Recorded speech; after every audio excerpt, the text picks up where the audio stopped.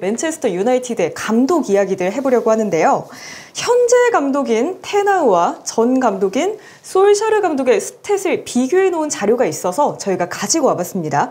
먼저 이 자료는 더선에서 나왔고요. 테나우 감독은 2022년 8월부터 맨유 공식 경기 지휘하기 시작했고요. 현재까지 프리미어리그 48경기째 지휘하고 있습니다. 반대로 솔샤르 감독 2018년 12월부터 임시 감독으로 맨유에서의 커리어 시작했고요. 2021년 12월까지 임시 감독 포함해서 총 4년간 맨유에서 일했습니다. 솔샤르는 부임 기간 동안 맨유에서 트로피 들어올리지 못한 감독이고요. 또 게다가 역습 외에는 단조로운 공격 전술, 또 부족한 압박 전술, 일부 선수들에 대한 혹사 때문에 뒤로 가면 갈수록 많은 비판을 받았던 감독입니다.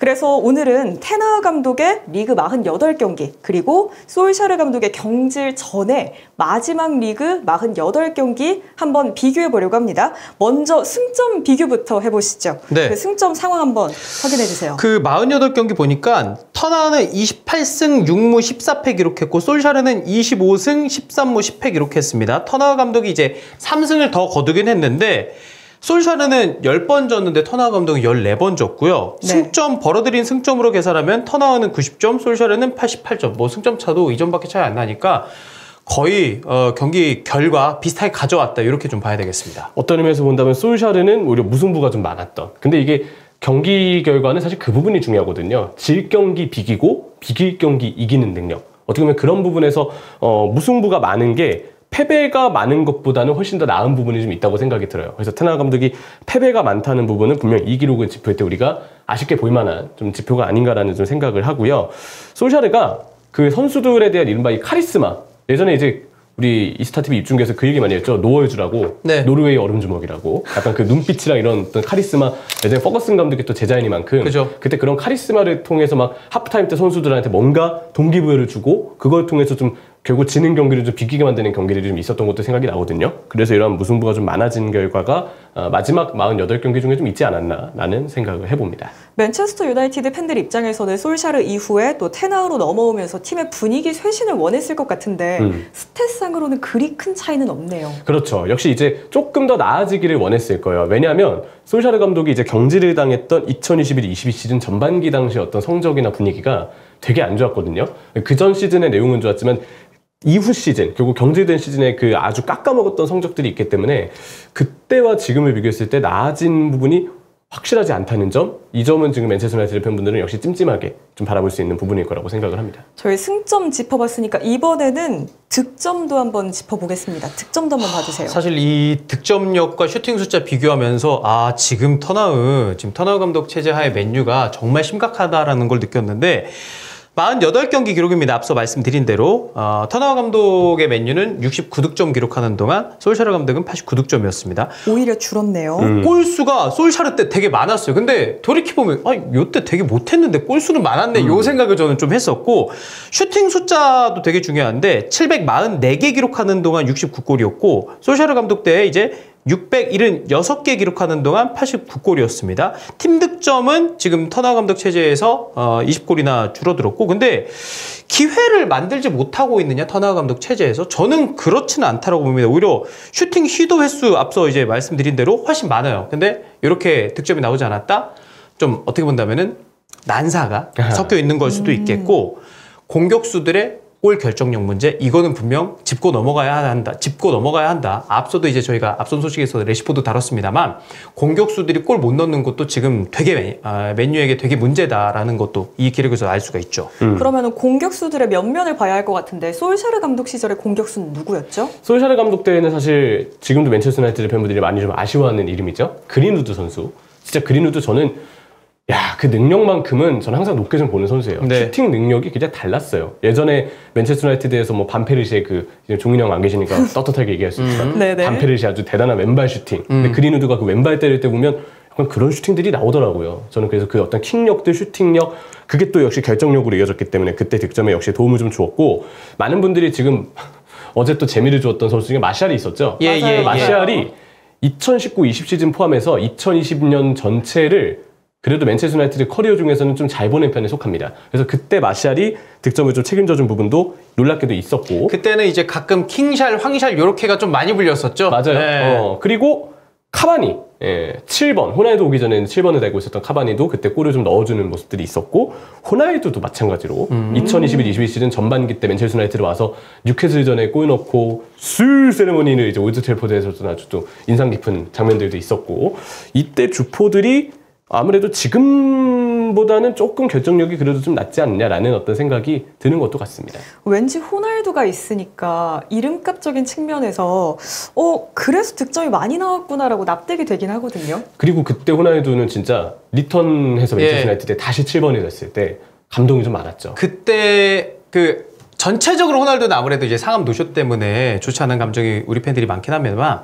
그때는 돌아왔을 때 제 주변 맨유 팬들은요 인스타에 리그램 하시는 분들 많았어요. 왜냐면 이게 되게 낭만 있고 그치. 로망이 있고 약간 그런 느낌 그 당시에는 많았고 지금 턴아웃 시절 주요 공격수 보잖아요. 안토니, 산초, 베오르스트 지금도 있습니다. 마샬 그리고 레시포드 사실 비교 좀 불가인 것 같아요. 공격수의 결정력까지만 생각을 한다면. 역시 그런 부분에서 지금 사실 베오르스트도 그 결정력 문제에 대한 역시 자유롭지 않아요. 어떻게 보면 책임이 굉장히 큰 선수 중에 또 한 명이고 산초, 안토니는 측면 공격수가 지금 맨체스터 유나이티드가 얼마나 안 좋은지를 좀 나타내고 있는 지금 상황이라고 저는 보거든요. 그래서 이 슈팅이 많았다? 어떻게 보면 이제 터너 감독 체제에서 솔샤르 때보다는 기회를 더 많이 만들었다고도 볼 수 있고 공격적인 컨셉이 그만큼 성과를 낸 내용상의 차이라고 볼 수 있는데 결정력은 이건 어느 정도 그 뛴 시기에 선수들에게도 상당한 책임이 있지 않나라는 좀 느낌을 받습니다. 그럼 이것만 봤을 때 테나 감독의 이 득점력의 문제는 뭐 물론 감독의 전술이나 다양한 문제들도 있겠으나 공격진들이 조금 아쉬운 탓도 있겠네요. 그렇죠. 어떻게 보면 근데 그런 공격진을 구성하는 데 있어서 사실 안토니도 어떻게 보면 터너 감독의 옛 제자잖아요. 그렇죠. 네. 그러다 보니까 이 공격진 구성에서 과연 터너 감독이 자유롭느냐라고 한다면 꼭 자유롭진 않아요. 그래서 결국 그런 부분에서 선수들 결정력을 1차적으로 얘기하지만 감독의 어떤 이야기를 아예 떼놓고 볼 수만은 없다 정도는 좀 설명드릴 수 있겠습니다. 그럼 실점을 보면 실점이 더 많나요? 테나 감독이? 비슷해요. 59골 실점했었고 터너 감독은 솔샤르 감독은 이제 60골이니까 실점은 뭐 한 개밖에 차이 안 나니까 거의 비슷하다고 볼 수가 있는데 지금 리산드로 마르티네즈, 바란 그리고 이제 그 윗선에 이제 카세미루 어떻게 본다면은 이 수비 라인과 3선은 이름값과 선수들의 실력으로 봤을 때는 그리고 보강까지 생각했을 때는 솔샤르 때보다 저는 훨씬 더 낫다라고 보거든요. 그러면 지난 시즌 기준으로 봤을 때는 오히려 더 좋은 멤버였어요. 올 시즌은 지금 다들 좀 어려워하는 흐름이긴 하지만 그렇기 때문에 이 정도 보강을 해줬고 이 정도 퀄리티 있는 선수들이 있는 스쿼드를 가지고 터너 감독이 이렇게 솔샤르 때와 비슷한 실점을 하고 있다? 수비에서도 사실 저는 굉장히 아쉽다라고 보고 그러면은 전체적으로 봤을 때 공격도 아쉽고 수비도 아쉽고 이렇게 되거든요. 네. 또 2회 기록들도 저희 한번 정리해 봐야 하잖아요. 네, 2회 기록들을 살펴보면요. 점유율과 패스 정확도는 솔샤르의 맨유가 승리를 했습니다. 그런데 이거는 높다고 꼭 좋게 보일 이유는 없어요. 왜냐면 그때 솔샤르 때 사실 문제점이 전진 패스 나가야 되는데 자꾸 행 패스, 옆으로 주는 패스, 뒤로 가는 패스만 한다. 그러다 보면 자기 진영에서 주고받으니까 패스 정확도는 높아지죠. 그리고 패스 점유율도 그래서 높아집니다. 근데 과연 그게 공격적으로 도움이 됐느냐로 봤을 때는 그러지 않았거든요. 그래서 이거는 솔샤르의 뭐 패스 정확도 점유율이 높았다? 어떤 의미에서 본다면 오히려 부정적으로 봐야 될 기록이라서 그렇게 의미 있는 기록은 아니라고 생각을 하고요. 또 하나 흥미로운 지표는 이제 태클 횟수인데 터너 감독의 맨유가 약 150개 차로 솔샤르의 맨유보다도 더 많은 태클 시도 횟수를 기록을 했습니다. 이거는 의미가 있어요. 태클이 많다는 거는 그만큼 공격적인 압박을 했다는 거기 때문에 이 점은 솔샤르가 이제 압박으로 그때 전술적인 지적을 좀 많이 받았거든요. 근데 터너 감독은 항상 선수들에게 공격적인 압박을 지시했다. 근데 요즘처럼 선수들의 상황이 완전하지 않은데도 계속 압박을 좀 고집하고 있다. 이렇게도 볼 수 있는 두 가지 관점의 해석이 가능할 것 같습니다. 네, 이렇게 지금 다양한 지표들 저희가 짚어보고 있는데 모든 기록은 다 제각기 의미가 있잖아요. 이 기록들 통해서 우리가 알 수 있는 게 있다면 뭐가 있을까요?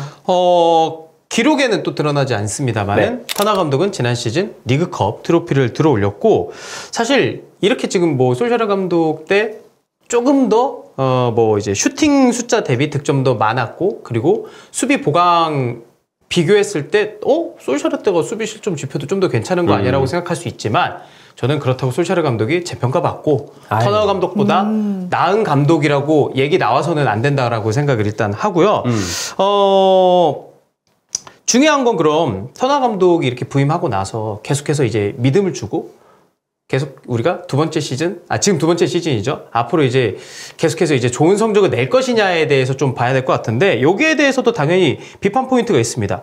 공격수 결정력 아쉽다 얘기했습니다만은 호일룬이라는 선수가 왔습니다. 그리고 베오르스트보다 저는 호일룬은 그래도 훨씬 더 나은 선수라고 생각을 해요. 그럼 여기에 맞춰서 부분 전술, 공격적으로 부분 전술 더 짤 필요가 있다라고 생각을 하고요.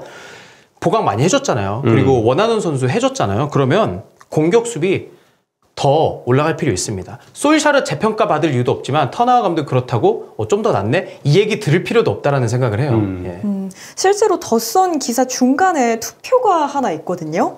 테나우가 솔샤르보다 오래 버틸 수 있을지에 대한 설문이었는데 그럴 것이다가 13.9%, 아니다, 그는 더 일찍 경질될 것이다가 67.9%, 모르겠네, 크리스마스 때 다시 물어봐줘, 연말로 미룬 게 18.2%였거든요. 대체로 3년이 더 안 될 것이다 라고 많은 분들이 점쳤는데 두 분 입장에서는 솔샤르 감독보다 테나우 감독이 더 오래 갈 수 있다고 보세요? 아니면 더 일찍 경질될 거라고 보세요? 3년을 어쨌든 버텨야 되잖아요. 2022년 8월부터 2025년 8월.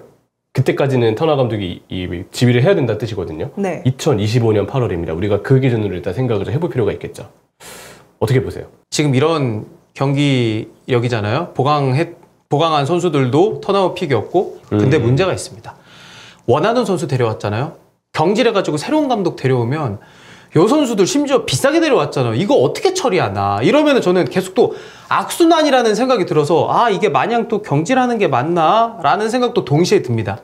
예. 일단 저도 웬만하면 그래도 저는 테나우 감독에 대해서 이 감독이 지향하는 바는 솔샤르 감독보다 이론적으로 나은 부분이 있다. 압박이라든지 패스할 때 전진 패스 나가는 거는 솔샤르 때 너무 답답했던 부분에 오히려 좀 반대로 더 적극적인 시도를 하고 공격적인 팀으로 변모를 시켰거든요. 근데 지향하는 점은 좋으나 지금 맨체스터 유나이티드에 이런 부상이 많고 선수들 대다수의 폼이 떨어진 상황에서 거기에 대한 전술 유연성을 생각보다 지금 터나우 감독이 못 보여주고 있어요. 지난 시즌은 안 된다 싶었을 때 약간 전술을 바꿔서 결국 맨체스터 유나이티드의 어떤 분위기를 바꾸고 결과를 냈는데 지금은 그러지 못했거든요. 전 그리고 맨체스터 더비는 사실 좀 다를 줄 알았어요. 그래도 그 경기는 맨체스터 시티가 역시 현재로서는 맨체스터 유나이티드보다 좀 더 윗단계에 있는 완성도의 팀이니까 맨유가 좀 더 대비를 잘 해올 것이라고 생각을 했는데 경기에 대한 컨셉을 너무 잘못 가져갔더라고요. 저는 그것 때문에 이전까지는 그래도 터나우 감독을 좀 믿어야 된다고 생각을 했지만 지금은 조금 모르겠다라는 입장으로 돌아섰고 저는 크리스마스 때 다시 물어봐 주셨으면 좋겠습니다.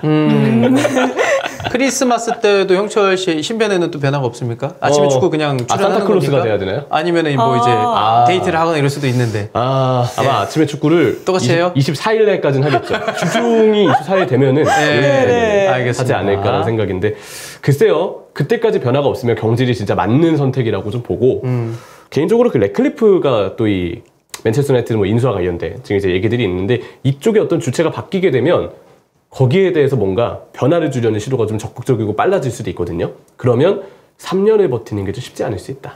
그렇게 좀 생각합니다. 앞으로 테나우 감독 그리고 맨체스터 유나이티드는 어느 방향으로 나아가게 될까요? 연말까지 또 기다려보자고 말씀해 주셨거든요. 함께 그 흐름 지켜보고 계시죠.